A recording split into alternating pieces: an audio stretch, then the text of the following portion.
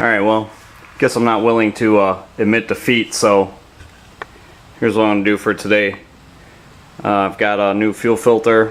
I was looking at the fuel filter yesterday. It's probably pretty old, but regardless.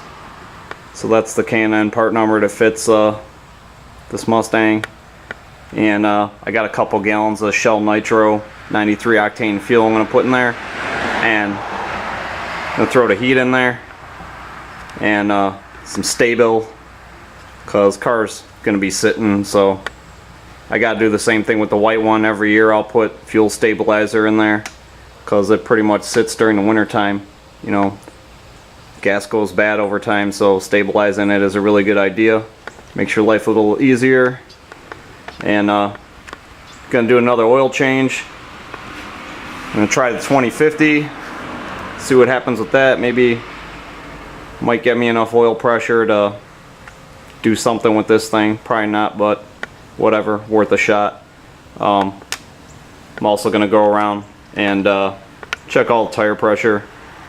Really like to pull all the rims off and clean them up today. And I'm also thinking about changing the transmission fluid, but we'll see what happens. It's a lot of stuff to do, so we'll see how far I get. Alright, so there's a new fuel filter. Gonna need a little shorty screwdriver to pull these clips off the car. And I got a 5/16 end wrench. So there's a band clamp that holds it on. There it is. It's kind of behind the right rear tire. So I'll pull those clips out, the hoses will come off, and loosen that clamp.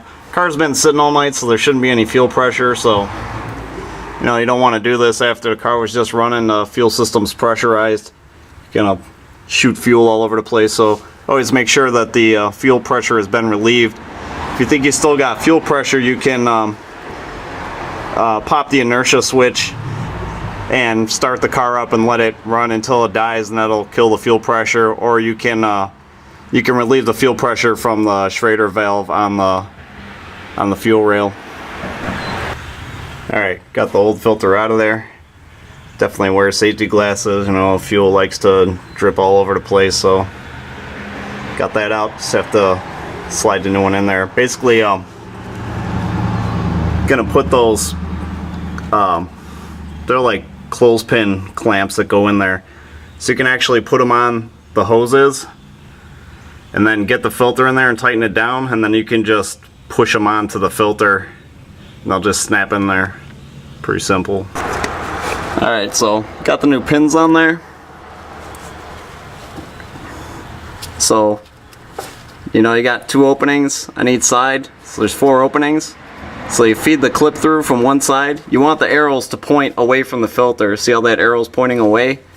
So on both sides they point away.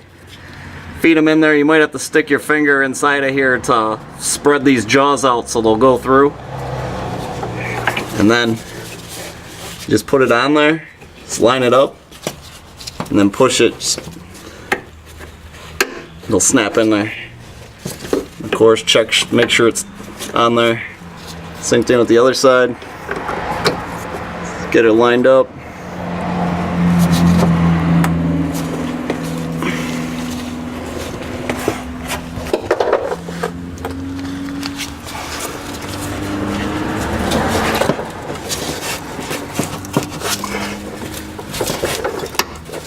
There we go. Okay. It's good. Filter's tight. You know, it's always a good idea to change these filters. It seems like no one remembers to do that kind of stuff. I mean, it's good general maintenance on any car too. And especially if you're planning on putting some kind of fuel system treatment cleaner in there. You know, you don't want that stuff to break loose whatever's in the filter and bring it up to the motor. So it's always a good idea to start with a fresh filter and go from there. Alright, so I'm going to throw some of that Stable and heat in with the gas. Put it in the car. So I'm only going to need about an ounce of Stable and probably about an ounce of ISO heat. So ISO heat, I'm just going to kind of eyeball it.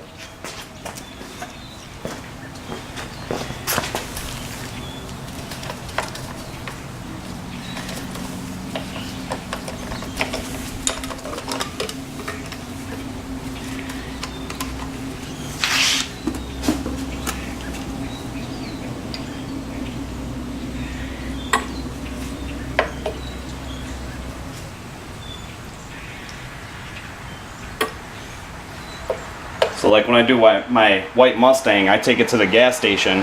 So when you go to the gas station, put this in the tank first, and that way when you go to fill the gas, it'll mix it up.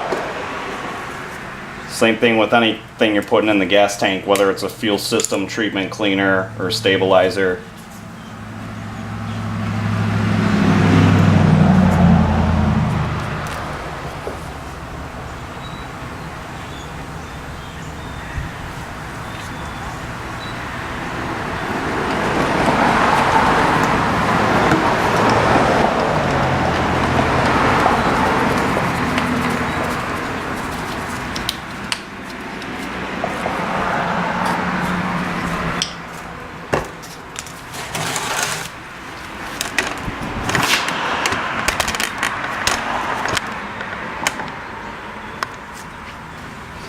Another good idea, especially if you keep your car outside, get yourself a locking gas cap.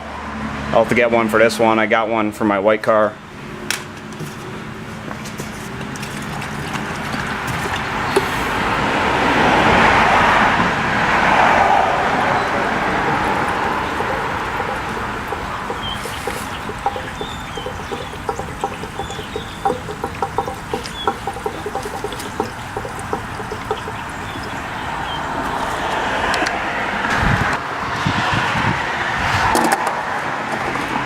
It's always a good idea to wear safety glasses. I don't know if you've ever had petrol in your eyes, but it stings. Alright, that's all set.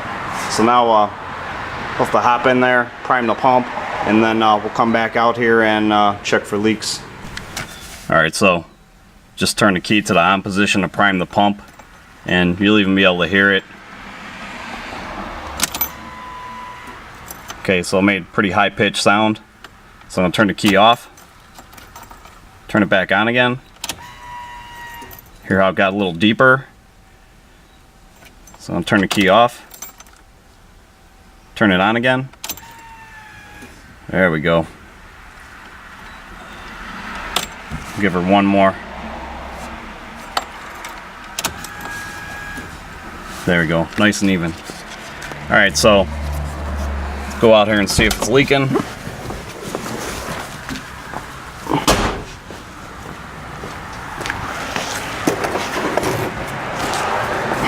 Looks good. I mean, it had fuel sprayed all over the place if it was leaking.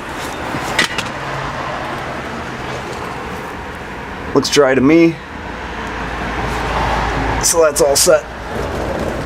So I'll take the old filter and then make sure you got the correct flow side so don't have dirty fuel flowing out of there. But I'm just putting it in the gas can for my lawnmower. So alright, yesterday I got into going through the grounds on this car. I don't know if I got it videoed, so I'm just going to go through it right now. So, this ground on the firewall, it's actually grounded incorrectly because I know on my car, my white one, it's actually grounded to the top of the intake manifold. So, it's grounding to the block down there. So I got this part cleaned up. I still got to pull it apart down there, but I don't know if this car was painted or what happened, but it took the ground wire off, and that flat washer area had like masking tape on it. I mean, there was no bare metal under there, it was all paint. So I took a piece of 120 and just cut a chunk off of this, and I sanded the firewall, hit it with a hunk of that red Scotch pad, cleaned it up, got some nice bare metal going on. Use that red Scotch pad to clean up the ground wire itself, that flat washer area. And I even cleaned the bolt. I snapped the bolt into vice grip pliers and cleaned it up with the Scotch pad. Got it all cleaned up with alcohol. And use a lithium grease with the brush. A little acid brush. So smeared lithium grease on there. Got that all straightened out. There's a ground over here by the battery. So that one was looking pretty bad actually. The metal was like all distorted, so I tried to flatten it out with a hammer. Got that straightened out pretty good. Same thing, cleaned it all up, put it back together. And then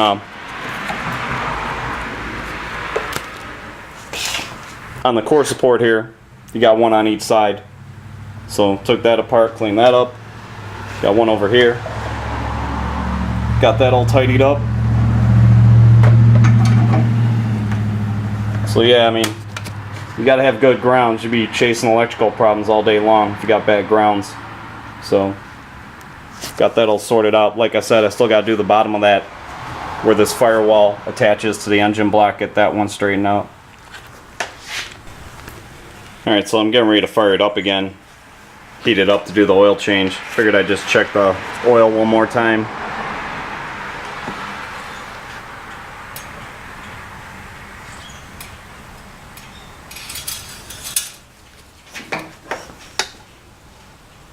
Definitely looks a lot better.